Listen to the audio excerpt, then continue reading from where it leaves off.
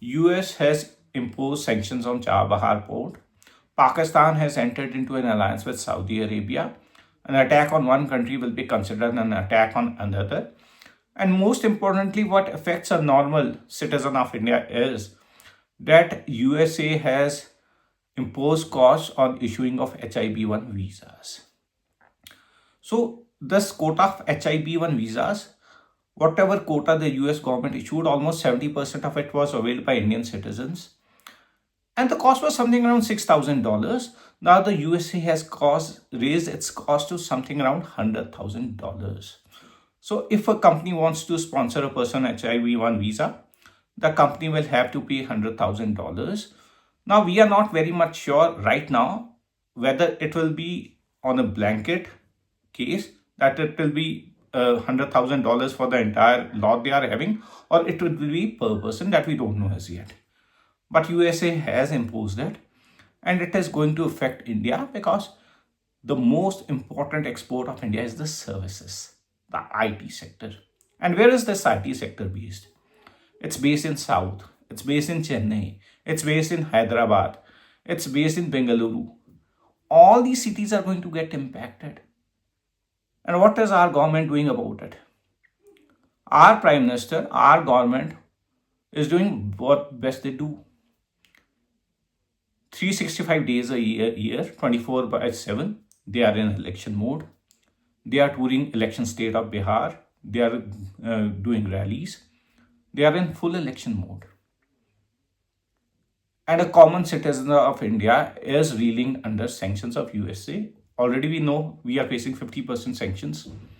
Exports to USA are attracting 50% sanctions, maybe more. 25% is the tariffs, 25% is the penalty. The shrimp export sector is being impacted. It's based in Andhra. Then the carpet industry is being affected. It's based in Uttar Pradesh.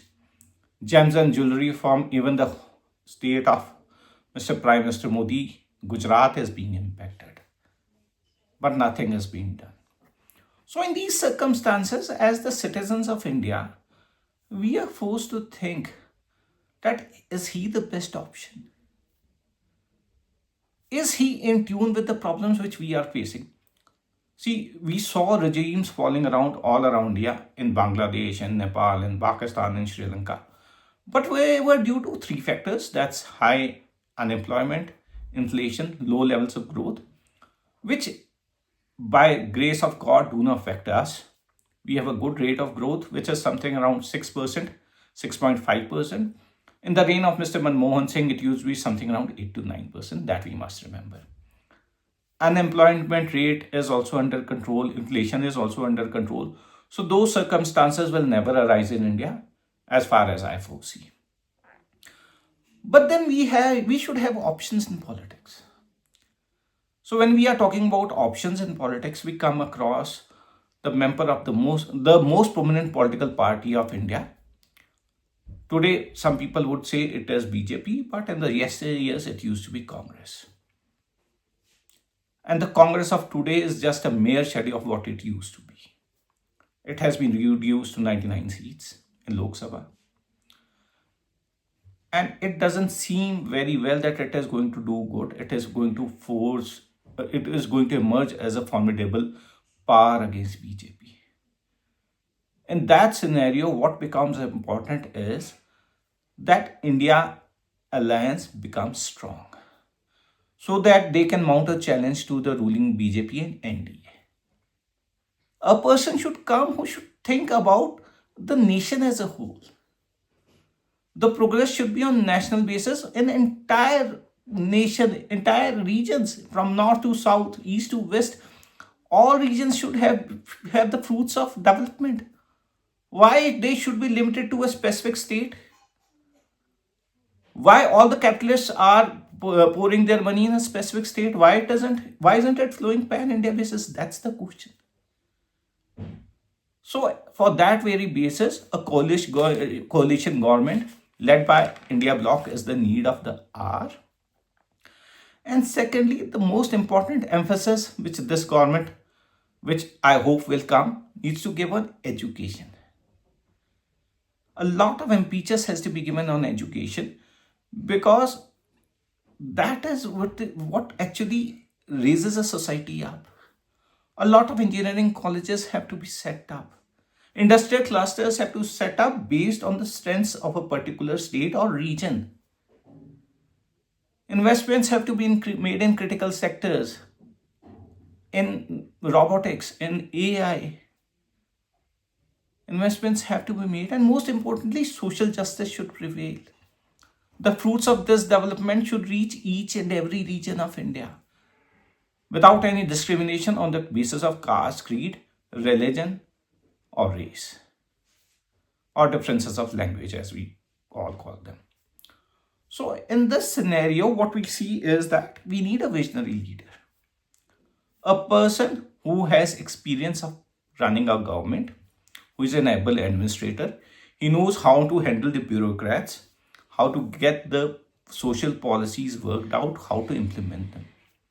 And if we see all around India, we come through many leaders. We come through Mr. Rahul Gandhi. We've already discussed about him. Then we go to the biggest state which sends most number of MPs, that would be UP. And we would think about Mr. Akhilesh Yadav. But then it's again, his party is again a caste-based party. So it won't augur well for the health of the nation. If we talk about Mamata Banerjee, she's erratic at times. We can't actually predict what course she takes at a particular point of time. With Sharad Pawar, the age is not a very favorable factor. If we look into South, Mr. Siddharamaiah and Mr. Revant Reddy are again Congress leaders. So they are out of the fray. So where does this gaze go to? This gaze naturally goes to a state deep south, the state of Tamil Nadu. And here we have two political parties, DMK and AIADMK. Two leaders, Mr. Stalin and Mr. Palanisamy. A state which has actually grown at a rate of 11.19%. 11.19%. And it is not a result of the policies of a single party. It is a result of the policies which were consistent through the reigns of both these political parties. So it cannot be considered that it's just the success of DMK or AIADMK. It's the success of Tamil Nadu. They have reduced the poverty level from 36.3% in 2005-2006 to just 1.43% in 2024. Just think. The poverty rate in Tamil Nadu has been reduced to just 1.43%. And how? So empowering their people through the social policies which these successive governments implemented. See, industries come everywhere.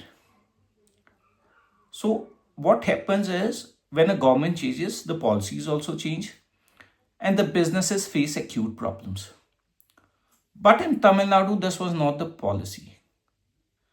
If even the governments changed, the industrial policy used to be the same. So the governments in Tamil Nadu were progressive.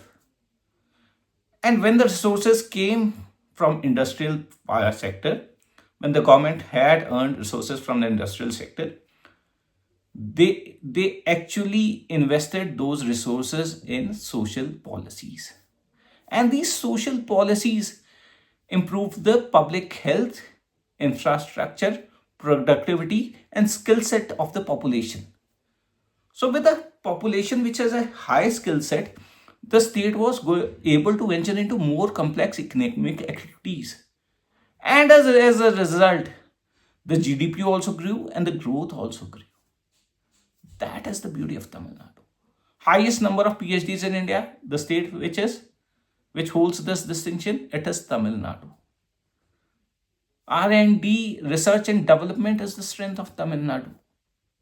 And look in the Hindi heartland, what we have. Still, politics of caste and religion. So this is an inclusive society. Tamil Nadu has set an example. And tell me how many times the Tamil politicians have to prove that they are the best. They have this time given this example by demonstration.